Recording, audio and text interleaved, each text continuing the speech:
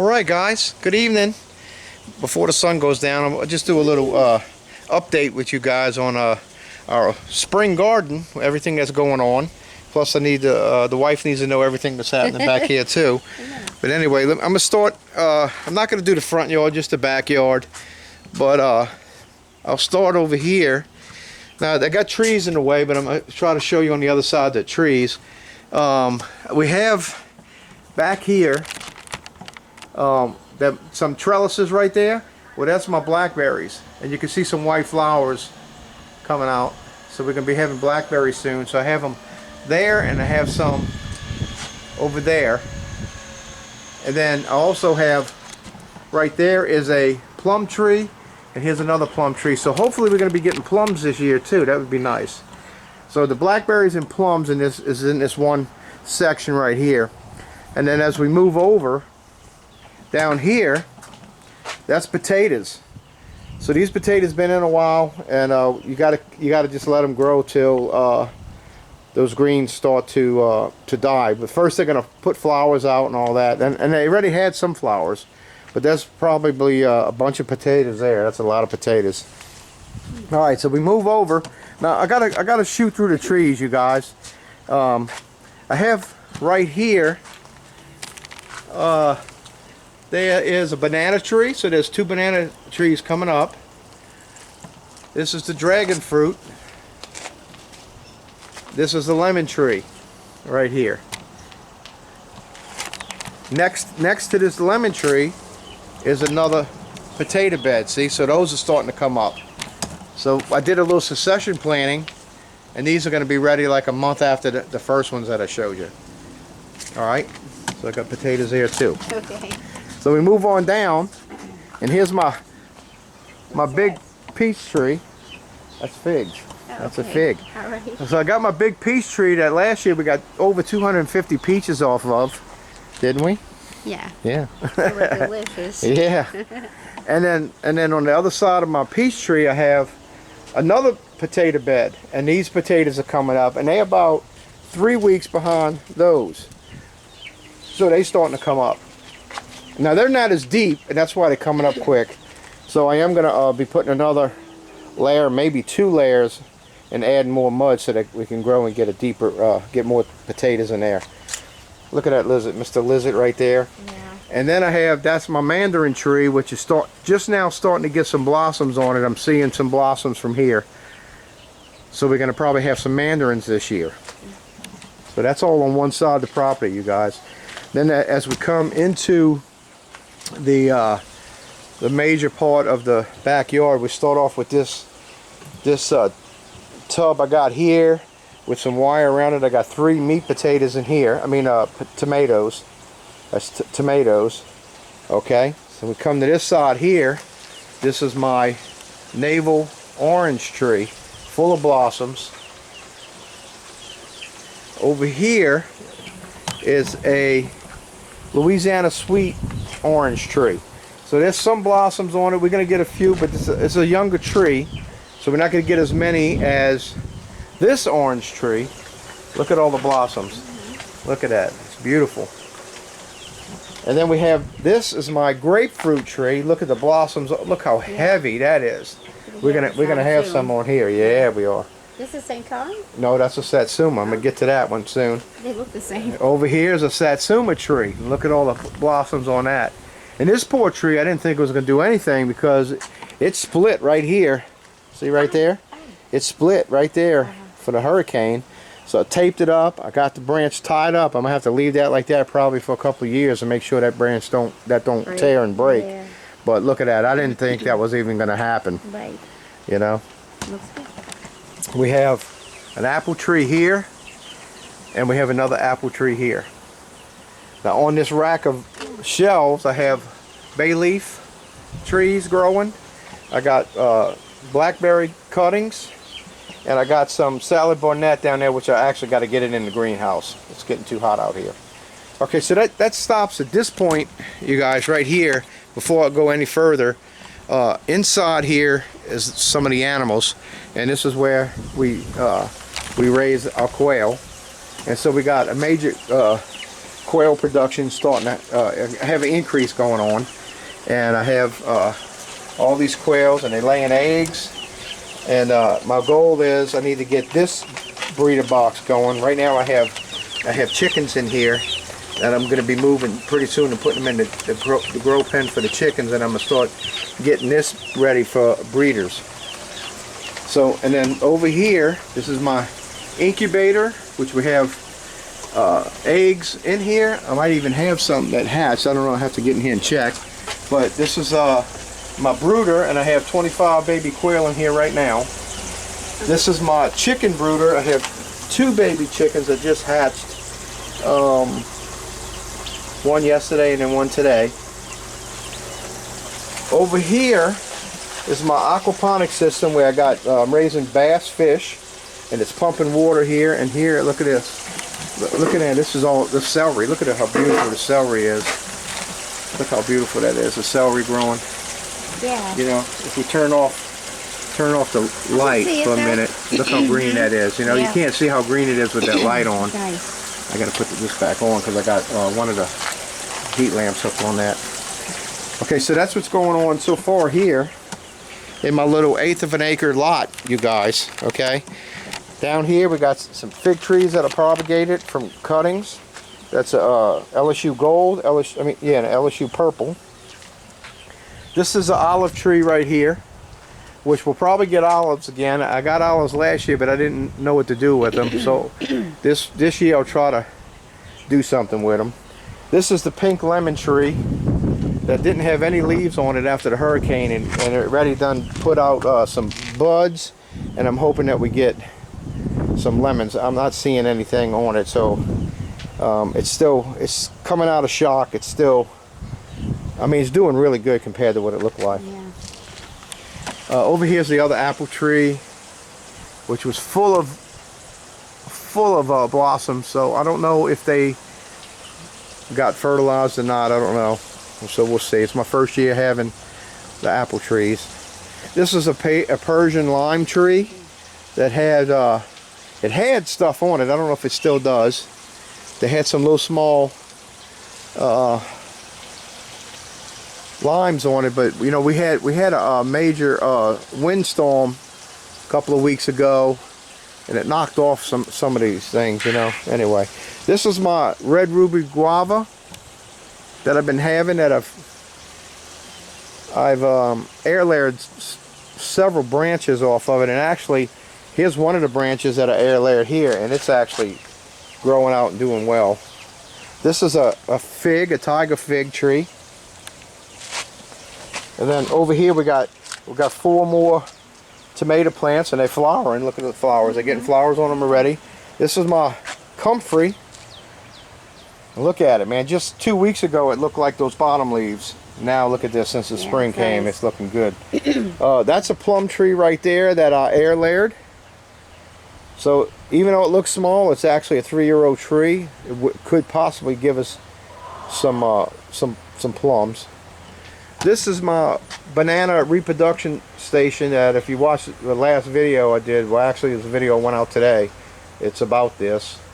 This is going to be where I'm going to reproduce some of these dwarf Cavendish bananas, and I got 5 of them there that in a couple of weeks they'll be ready for sale.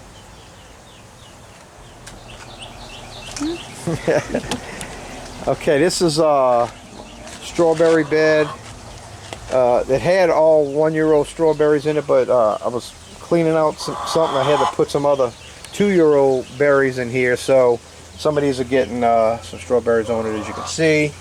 So I made this whole little setup, and I added this, and that's our cherry tomatoes back there, which they flowering. And then this morning, in front of each, they got 2 plants in each pot right there in the front, as you can see.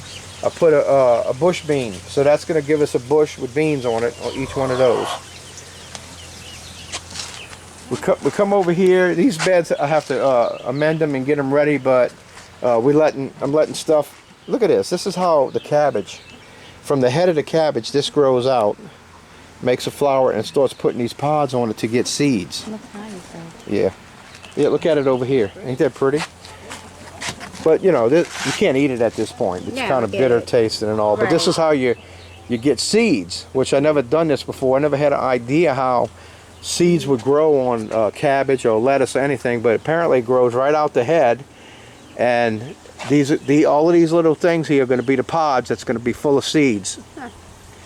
This is some arugula here that I let go to seed, and it does the same thing. I guess the brassicas, they all pretty much do the same thing, but they flower and then they start getting these pods, see? And those pods get full of seeds.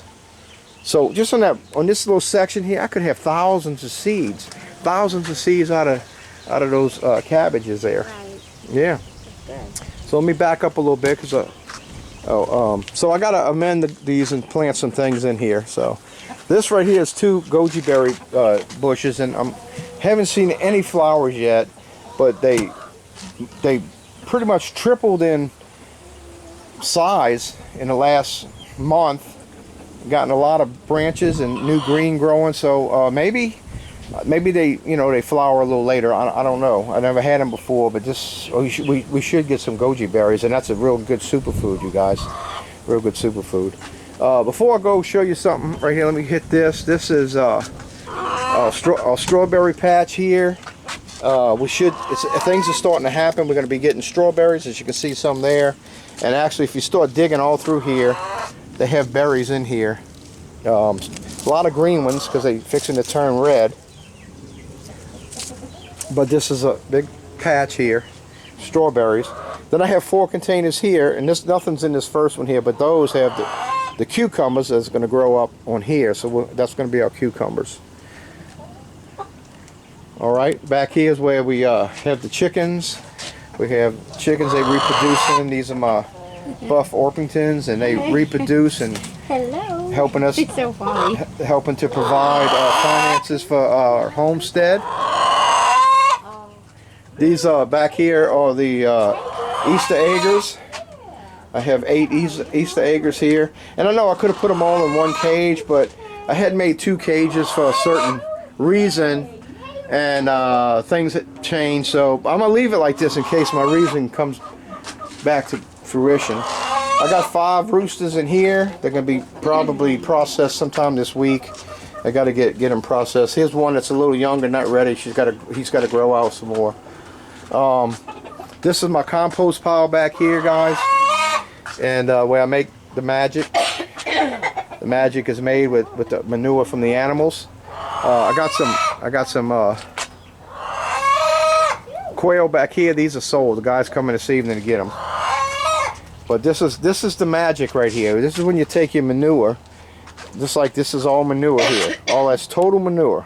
And I just added some leaves recently because I had some in the front yard. But that's total manure. This was total manure, and now it looks like mud. And I tell you what, if I had a shovel right here and I hit it in here, the worms. I mean, when I was It would go all over the place. worms. I mean, every handful I would have anywhere from 5 to 8 worms in just a little handful. I mean, this is just packed with nutrients for the plants. This is an order I got of plants back here, guys. Going to be coming in a couple of days to get them. Now I got to show you something that's more new that Mindy's not real familiar with because that's how new it is. But this is my herb garden. And you got to watch it. I'm going to be taking those like square. I'm going to get some of that and add it on here to make this wider. So it's a little tight. But here's oregano here, rosemary. This is sage. This is thyme, lemon thyme. This is parsley, basil, dill. This is mint. Oh, I love touching it and smelling my hand. This is chives, cilantro. That's lavender. That's a bay leaf tree. And then I have some peppers here. This is a cayenne pepper. Look how big look at that cayenne already. This is sweet banana peppers. This is jalapeno pepper. This is my Brazilian starfish peppers. So I got all this in this little area. I got to fix it up so if Mindy wants to come get some cuttings or something, it'd be easier for her to walk back here. So this is what's going on our little homestead here. This is what's going on in the backyard, not the front. I'm not going to even show you the front right now. Just the back here. This is what's happening back here. In the springtime, everything's blooming. I got, let me just show inside the greenhouse here, you guys. Things are popping and things are coming alive in here. I got things growing in here, and I did have something come eating some of the seeds, but I got stuff coming. Look at all the tomato plants. This is okra, other things, spices, peppers, more spices. So and over here I got all kind of stuff. Look, I got tomato plants flowering, and they still in their little things growing. It's amazing. Got 2 artichokes right here. I got just fig trees. I cut branches off, stuck them in the mud. They're growing. My turmeric is all coming up here. The ginger ain't done nothing yet. I'm still waiting. I'm sure it's going to come up soon. Ah, there it is. The first ginger. There it is. So they're going to be coming up. Cool. Dragon fruit, coffee plants, which is not looking too good, but I'm going to do some stuff to try to revive them. The sun was so hot in here. Before I put the shade cloth on, things were starting to die because it was getting too darn hot in here. Took me a little while before I realized what was happening. So that's what's going on here, guys. I don't know if there's anything else to show you here, but no. So, yeah, I put a lot of work in all this, but you know what? We might be moving soon. And I put my heart in all this, but hey, it was all for the next step. Right. You know? Yeah. So we all learning. We're learning stuff. We're learning how to be more self-sufficient, more self-reliant. We're learning how to preserve stuff. It's just, you know, it's a process to learn. You know, none of us knew this our whole lives. You know, and now we're 60 years old, and we're just now learning this stuff. Ain't that something? So sometimes you wish, man, I wish. Something new all the time. Yeah, I wish I would have knew this, you know, 40 years ago. Well, I didn't, but we can't let that slow us down or stop us. We just, from this point on, we start learning how to be more self-sufficient. So we just want to encourage you guys to subscribe to our channel, man. Share my videos. I'm trying to get better and better on my videos as far as teaching and showing things to do and how to do it on a small scale in a city backyard. You can survive. You could do this and more in a city backyard. Actually, you could do more than me because I don't have grass. My backyard is all concrete because we had a business where we drove forklifts back here. So I only have this one section over there that's grass, and I'm going to be doing something there if we still here. And if not, well, the whole thing can grow grass or whatever they want to do. When they buy it, they do what they want to do with it. But anyway, I'm doing all this on concrete. That's to me, that's pretty good. I mean, it's impressive. It's impressive to me that all this is being done on concrete. When people come here, they get impressed and blown away. I'm not trying to brag on myself, but I mean, it's like there's really no excuses. You know, if anybody had excuses, I would. I don't have concrete. I don't have enough grass to do anything. Enough mud, ground. Well, now I make my own mud with the compost, and I grow things in containers. As you can see, everything's in containers. And the good thing about it is I can pick it up and move it when we move. That's what's good about it. So, all right, guys, I'm gonna sign out.